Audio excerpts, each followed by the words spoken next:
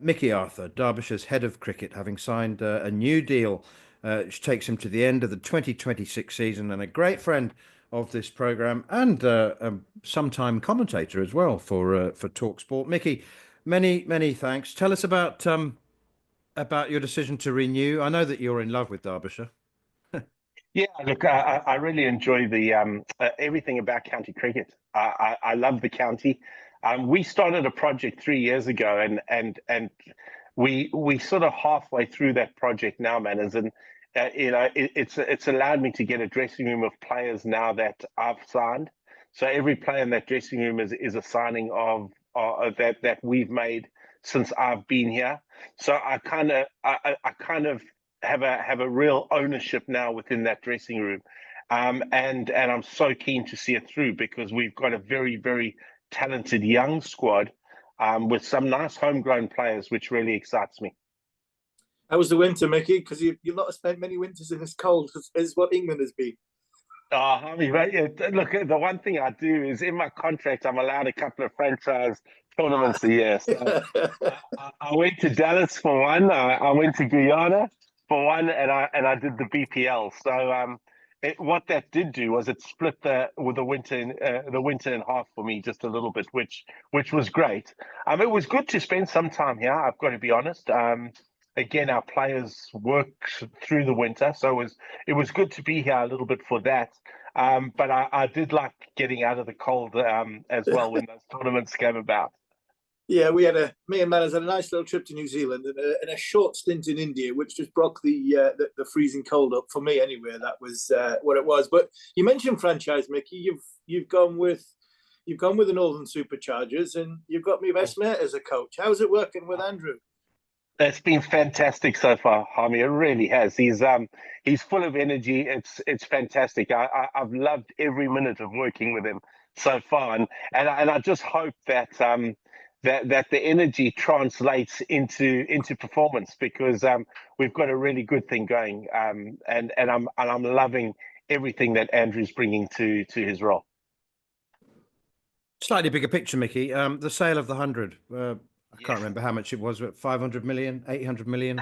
I mean, it is extraordinary, isn't it? And I know that you said you love county cricket. You've always been a massive proponent of county cricket, but I shouldn't use but. The divide between the haves and the have-nots, that's got to trouble you. I mean, people are talking about, I don't know, Leicestershire, Derbyshire, Northants, the have-nots, Gloucestershire. Is the 100, has it exacerbated that? Are you feeling left behind? No, we actually will get 25 million out of it. So for us as a county, that stabilizes the counties. It stabilizes county cricket for infinity if you spend it properly. A lot of counties will use that money to pay their debts off. At Derbyshire, we debt free. We don't owe anybody any money. It's been a very well run club, albeit small bouquet club for a while, and our board have done a fantastic job. And we debt free. So for us, that is a massive boon.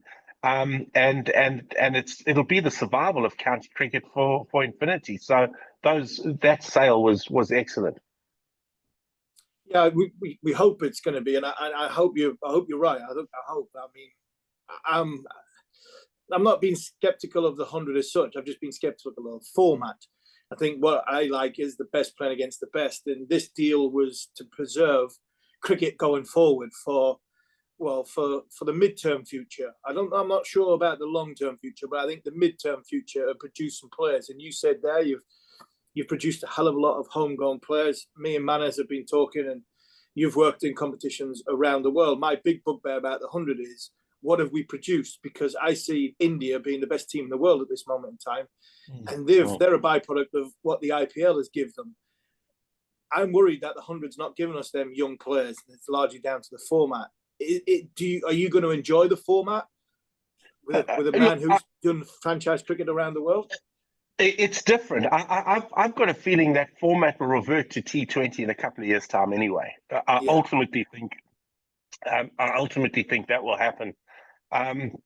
What I think it's still too premature to talk about that it hasn't produced players for England, because a lot of the younger players now coming through, I think playing in a competition like that will gain a massive amount. And I think we'll see those results down the line. The one thing I will say is the Vitality Blast for the counties as well is still also a very, very good comp. So that's why I'm kind of dumbfounded a little bit that England haven't bossed white ball cricket for a period of time now, because I think their competition, the competitions in England are very, very good. And they are starting to produce some dynamic young white ball cricketers.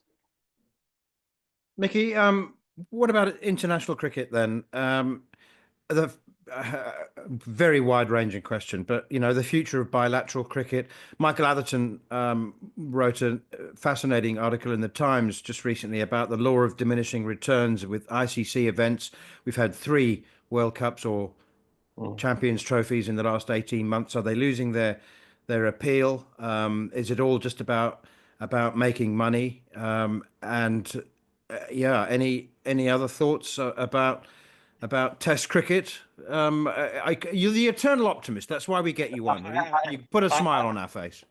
I am, man, and I think it's just great. I think, look, the Champions Trophy was watched. It was. I thought there was some very good cricket played, and I like the fact that there is an international tournament a year, because I think it keeps international cricket relevant.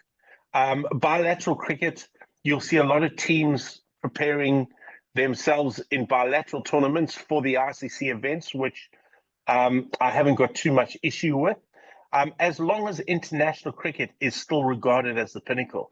For me, it will always be that way.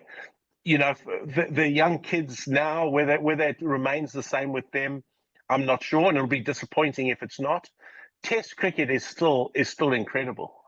Test cricket is still an amazing. It's still an amazing event, and I don't think that will ever lose its scope, if you like. I think what you might see is a slight reduction.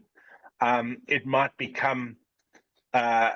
You might almost have a Wimbledon type Ashes, if you like, which will be played over a period of time. But I don't think Test cricket will ever lose its appeal. What I do think is sometimes less is more, and maybe there needs to be a little bit less international cricket, because people will still rekindle the interest. And speaking of international cricket, what have you made of?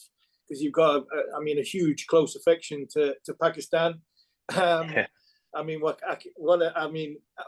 Javed said was, I'm biased because I love Jason Gillespie. He is not only is he a very good friend, I just think he is somebody who is ingrained like yourself in the game with a smile on his face and will help everybody and loves everybody just like yourself. So the way Aqib Javed spoke about Jason Gillespie, I was a bit disappointed, but I could also understand that he is part of the problem in Pakistan. Mickey, before you answer that, can I just remind our listeners and viewers of those quotes? Aqib Javed, who was coach of the Pakistan team during the Champions Trophy, said, "We changed 16 coaches in the last 2.5 years and 26 selectors. If you do this to any team in the world, their performance would be the same."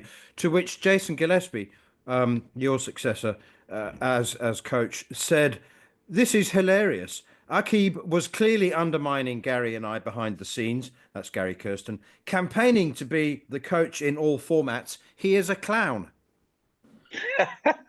I love those quotes, to be brutally honest.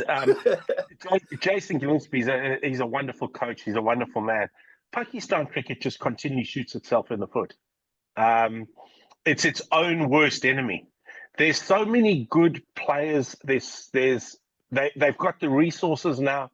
There's so much young talent.